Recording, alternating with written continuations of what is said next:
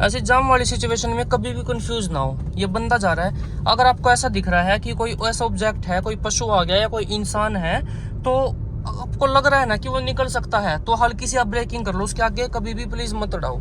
Car को फिलहाल 5th gear में करते हैं।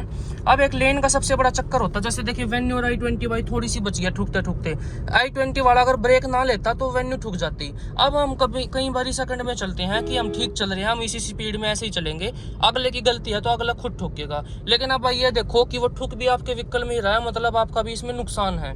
एक तो व्हीकल से डिस्टेंस मेंटेन रखो। मैंने इसमें जैसा कि आपको वाइड एंगल में थोड़ा ज़्यादा डिस्टेंस दिख रहा है, लेकिन लगभग इसमें 150 मीटर का मैंने डिस्टेंस रखा है। अब सामने सफारी आ गई है, पहली लाइन में अगर आपको चलना है लोकल में तो स्पीड को अच्छी खासी आप मेंटेन रखो, जिससे कि पिछले बंदे को परेशानी ना हो। ये होंडा सिटी अमेज वाला गया, होंडा अमेज वाला ये ओवरटेक कर रहा है, तो भाई ये हॉर्न वॉर्न मारता कुछ करता तो मैं एक्सेलेरेशन छोड़ देता, लेकिन ये सीधा निकाल के गया। ऐसी गलती ना करो। देखिए अब दो चीज़ ध्यान से सुनिएगा, अगर आपको ओवरटेक करना है, आप या तो अगले बंदे को डिपर भी दो और भाई हॉर्न भी दो। मोस्टली बंदे लाउड म्यूजिक चला के चलते हैं तो उन्हें हॉर्न बिल्कुल भी सुनाई नहीं देता, तो एक बार आप थोड़ा सा हल्का सा ऐसे डिपर कर दीजिएगा, जिससे कि उसको दिख जाएगा। और दूसरी बात ये, अगर आपको खुद ओवरटेक करना है तो इस डिपर वाला तो एक तो मैंने बता दिया है, दूसरा ये कि आप ये देखिएगा मेरे पीछे लेन में व्हीकल है या नहीं है, और अगर व्हीकल है तो कितने डिस्टेंस पर है वो मुझसे। अब जैसे सोनट वाला भाई मुझे ब्रेक लेने पड़ गया, क्योंकि मुझे ऐसा लग रहा था कि आगे से डाके राइट में ले जाएगा, जिससे कि कार में ठुक जाता। तो ऐसे भी आपको बंदे मिलेंगे, मतलब हर तरह के बंदे आपको फेस करने पड़ेंगे रोड पर निकलोगे तो। और फिर दूसरा ये है, जैसे कि आपको पता लग रहा है कि पीछे से हमसे कोई बंदा ओवरटेक मांग रहा है, हम अपनी स्पीड में इसी में रहना, अगले को जाने देते हैं। तो ओवरटेक देने का सबसे एक अच्छा सरल तरीका ये है, वो बंदा आपकी साइड में से आ रहा है तो आप अपना एक्सेलेरेशन छोड़ दो, इससे ब्रेकिंग नहीं होगी। क्या होगा, आप एक्सेलेरेशन छोड़ दोगे तो जो इंजन ब्रेकिंग है भाई आपकी, वो इंजन ब्रेकिंग होगी।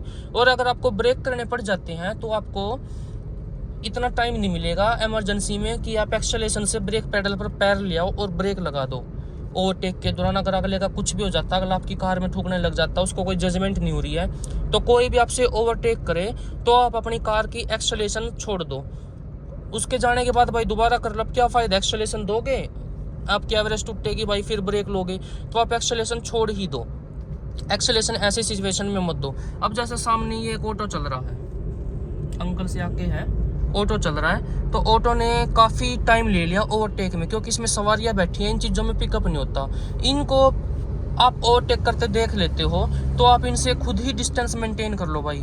कोई भी कमर्शियल व्हीकल हो गया, लाइक कुछ भी हो गया भाई, ऑटो हो गया भाई, ट्रैक्टर ट्रॉली हो गया, या कोई टैक्सी ही होगी, जो कमर्शियल वाले हैं भाई ये कभी भी तमीज़ से नहीं चलाते हैं। और कुछ ये हो जाता है कि ये भाई दिन रात चलते हैं, तो इनको आदत भी हो जाती है और मजबूरी भी हो जाती है तेज़ चलना, तो आप खुद इनसे थोड़ा डिस्टेंस मेंटेन रखिएगा।